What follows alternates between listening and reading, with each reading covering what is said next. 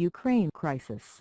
Truce in East holds despite rebel attacks. The Ukrainian government ceasefire in the conflict in the east of the country appears to be holding, despite attacks by pro-Russia rebels.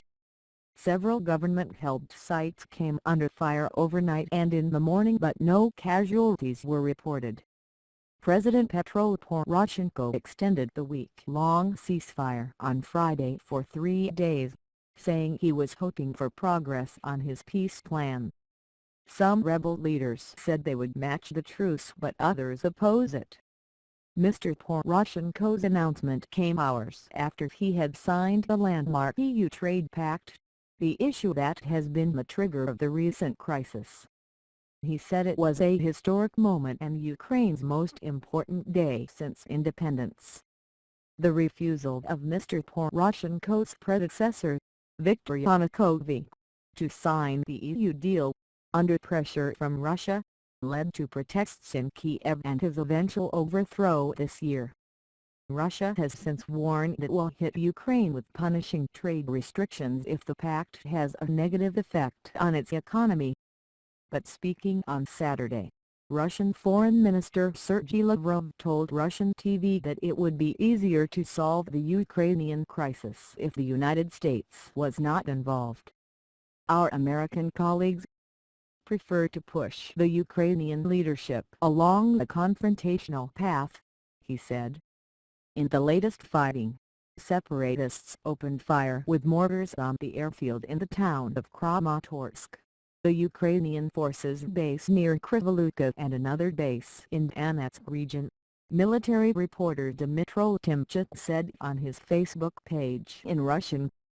Later the Defense Ministry reported more attacks in Donetsk and Luhansk regions, and said the Ukrainian army had regained control of a checkpoint outside Slavyansk.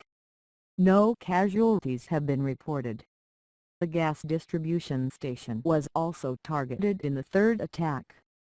There were no casualties on the government side.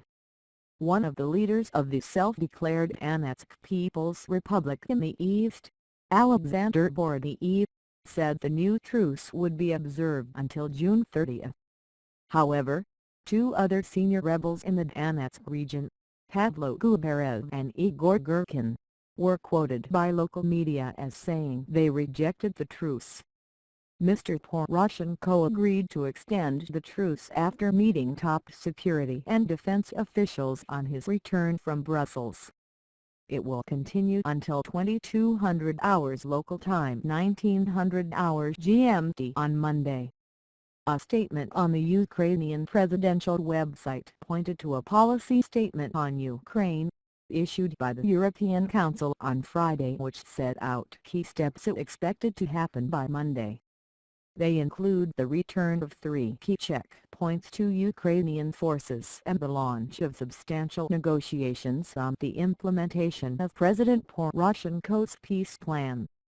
Russian President Vladimir Putin has insisted on a long-term ceasefire to allow for negotiations between the Ukrainian government and separatists, urging Mr Poroshenko to embark on a path of peace, dialogue and accord. Mr Poroshenko set out a 15-point peace plan on June 20. It involves decentralizing power and holding early local and parliamentary elections. It also proposes the creation of a 10-kilometer 6-mile buffer zone on the Ukrainian-Russian border, and a safe corridor for pro-Russian separatists to leave the conflict areas.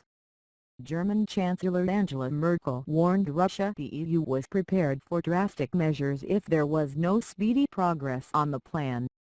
More than 420 people have been killed in fighting between pro-Russia rebels and government forces in eastern Ukraine since mid-April, the UN estimates. The separatists have declared independence, claiming that extremists have taken power in Kiev. Their move followed Russia's annexation of Ukraine's Crimea region,